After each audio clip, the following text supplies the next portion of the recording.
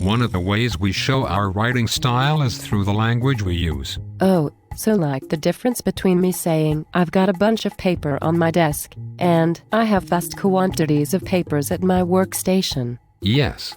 That is exactly what I mean.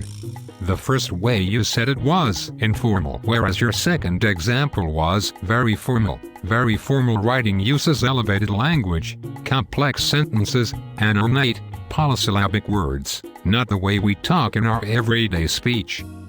So, maybe something like legal documents, or a talk presented to a professional organization? Yes, that is correct. A report that explains research conducted might also use very formal language if it was written for a highly educated audience or perhaps professionals in the same field. Like doctors to doctors? Exactly. Here's an example. Exceedingly large segments of the population are expressing their discontent with medical practitioners who appear to be more engrossed in amassing financial assets than in providing efficacious care to people with health disorders. Wow. You sound super smart when you talk that way. I like smart men. Yes, well, that was just an example. There's also a formal way of writing as opposed to very formal.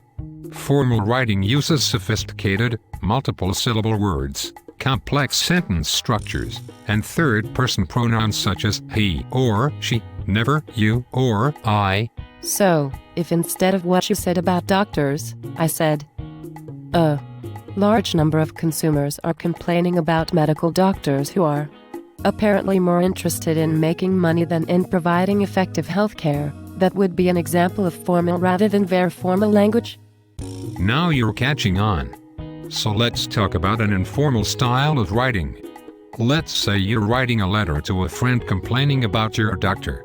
How do you think you would say that in an informal way? Well, I would use contractions, casual vocabulary, simple sentence structure, and maybe write in second or third person. So it might sound something like this. There's a lot of people like you and I who are unhappy with doctors who only seem to care about how much money they make and not about giving their patients good care. Yes. I think that is a fine example of informal language. Well then, let's recap, shall we? Oh, yes. Let's. Especially if you're going to use more of those super smart words. So, okay, there's different levels of formality in writing. The first one we talked about was the very formal style, which uses elevated language, polysyllabic words, and complex sentence structure that is not typically used in everyday speech. Ooh la la. Right-o Johnny. And formal language uses sophisticated words too, but probably with mutable syllables instead of polysyllabic, complex sentence structures, and never uses first or second person pronouns. That's right.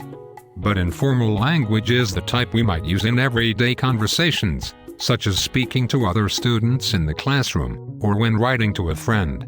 Informal writing uses simple sentence structure, casual vocabulary such as the use of contractions, and includes using first and second person, as well as writing in the third person. That's a lot of choices. How should we decide which to use and when? An excellent question, my chickadee. Audience and purpose. It all comes down to that. Who do you want to reach and why? Are you trying to persuade them? Inform them? Amuse them? Do you want to sound like an expert in the field, or just like a friend or peer who is giving advice? All of these decisions affect the level of formality in your writing. Okay. So let's say I'm writing to a friend, but I want them to accept what I'm saying as the truth and think I'm smart. Should I use a high level of formality? Probably not, if you're writing to a friend, because then you would just come off sounding like a pretentious fool. Remember, audience and purpose go hand in hand. You must consider both when you are choosing what to say and how to say it. Thank you so much. This has been very helpful. Can I bring you my paper to read after I've got the rough draft finished? I'd really like your opinion about it. Certainly. And if you included your phone number in the margin, I wouldn't mind that, either. He. Oh, Johnny.